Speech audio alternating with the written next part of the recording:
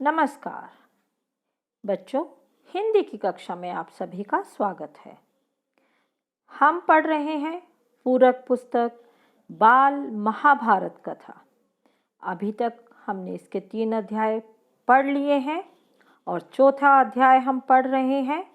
चौथे अध्याय में हमने जाना कि भीष्म अपने छोटे भाई विचित्रवीर्य के विवाह के लिए काशीराज की कन्याओं को जबरदस्ती सभी राजकुमारों को स्वयंवर में हराकर उन तीनों को बलपूर्वक अपने साथ रथ में बिठाकर हस्तिनापुर ले आते हैं और वहां आकर वे विचित्रवीर्य के विवाह की तैयारी करते हैं। तो जो उनकी बड़ी पुत्री थी अम्बा, काशीराज की पुत्री, वह एकांत में आकर भीष्म को कहती है कि मैंने राजा शाल्व को अपना पति मान लिया है। अब जैसी आपकी इच्छा हो आप करें। यहाँ तक हम पढ़ चुके हैं। अब चलते हैं आगे। पृष्ठ 8 पर पढ़ना शुरू करती हूँ।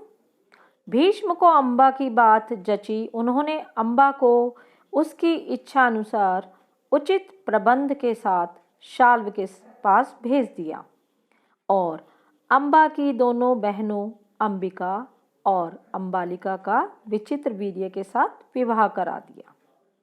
अम्बा अपने मनोनीत वर शोभराज शाल्व के पास गई और सारा वृतांत कह सुनाया। उसने कहा, राजन, मैं आपको ही अपना पति मान चुकी हूँ। मेरे अनुरोध से भीष्म ने मुझे आपके पास भेजा है। आप मुझे अपनी पत्नी स्वीकार कर लें। पर शाल्व न माना।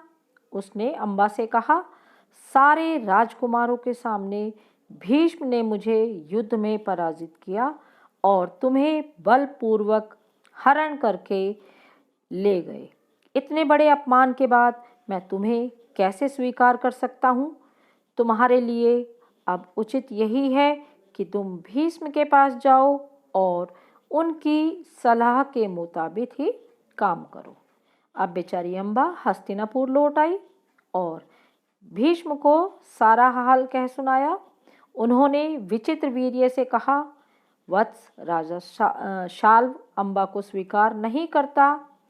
इससे विदित होता है कि उसकी इच्छा अम्बा को पत्नी बनाने की नहीं थी। अब उसके साथ तुम्हारा ब्याह करने में कोई आपत्ति नहीं रही है, पर विचित्रवीर्य अम्बा के साथ विवाह करने को राजी ना हुए। अर्थात बेचारी अम्बा ना इधर की रही ना उधर की। कोई और रास्ता न देख वह भीष्म से बोली, गांगे अर्थात गंगा के पुत्र, मैं तो दोनों ओर से ही गई। मेरा कोई सहारा नहीं है। आप ही मुझे हर के लाए थे अर्थात हरण करके लाए थे। अतः अब आपका यह कर्तव्य है कि आप मेरे साथ विवाह कर लें। लेकिन भीष्म ने तो प्रतिज्ञा ली थी। भीष्म ने प्रतिज्ञा ली थी कि वे आजीवन ब्रह्मचारी रहेंगे। अब भीष्म ने उसकी बातें ध्यान से सुनी और अपनी प्रतिज्ञा की याद दिलाकर बोले, अपनी प्रतिज्ञा तो मैं नहीं तोड़ सकता। उन्होंने अम्बा की परिस्थिति समझकर विचित्रवीर्य से दोबारा आग्रह किया, पर वह नहीं माना। भीष्म ने अम्बा को फिर समझाया और कहा कि शोभराज शाल्व के ही पास जाओ और एक बार पुनः उनसे प्रार्थना करो। लाचार अम्बा फिर शाल्व के पास गई और उसकी बहुत मिन्नतें की, लेकिन दूसरे की जीती हुई कन्या को स्वीकार करने से शोभराज ने साफ मना कर दिया। अब अम्बा इसी प्रकार 6 साल तक हस्तिनापुर और शोभ देश के बीच ठोकरें खाती फिरी और उसने इस सारे दुख का कारण भीष्म को ही समझा। उन पर उसे बहुत क्रोध आया और प्रतिहिंसा की आग में उनका जो मन है वह जलने लगा। अब भीष्म से बदला लेने की इच्छा से वह कई राजाओं के पास गई, उनको अपना दुखड़ा सुनाया। भीष्म से युद्ध करके उनका वध करने की उसने राजाओं से प्रार्थना की, पर राजा लोग तो भीष्म के नाम से ही डरते थे। किसी में इतना साहस था ही नहीं कि भीष्म से युद्ध करे। क्षत्रियों से एकदम निराश होकर अम्बा ने तपस्वी ब्राह्मणों की शरण ली। तपस्वियों ने कहा, बेटी तुम परशुराम जी के पास जाओ, वे तुम्हारी इच्छा अवश्य पूरी करेंगे। तब ऋषियों की सलाह पर अम्बा परशुराम जी के पास गई और अम्बा की कहानी सुनकर परशुराम जी का हृदय पिघल गया। उन्होंने दयार्द्र स्वर में कहा, काशीराज कन्ये तुम मुझसे क्या चाहती हो? अम्बा ने कहा, ब्राह्मण वीर, मेरी प्रार्थना केवल यही है कि आप भीष्म से युद्ध करें। मैं आपसे भीष्म के वध की भीख मांगती हूँ। अतः वह इतनी परेशान, इतनी दुखी हो गई कि भीष्म को मरवाने के लिए वह परशुराम जी से प्रार्थना करने लगी। परशुराम को अम्बा की प्रार्थना पसंद आई। बड़े उत्साह के साथ वह भीष्म के पास गए और उन्हें युद्ध के लिए ललकारा। दोनों कुशल योद्धा थे और धनुष विद्या के जानकार भी, दोनों ही जितेंद्रिय और ब्रह्मचारी। समान योद्धाओं की टक्कर थी। कई दिनों तक युद्ध होता रहा, फिर भी हार जीत का निश्चय न हो सका और अतः अंत में परशुराम ने हार मान ली और उन्होंने अम्बा से कहा, जो कुछ मेरे वश में था मैं कर चुका। अब तुम्हारे लिए यही उचित है कि तुम भीष्म की ही शरण लो। पर अम्बा ऐसी बातों से कब विचलित होने वाली थी?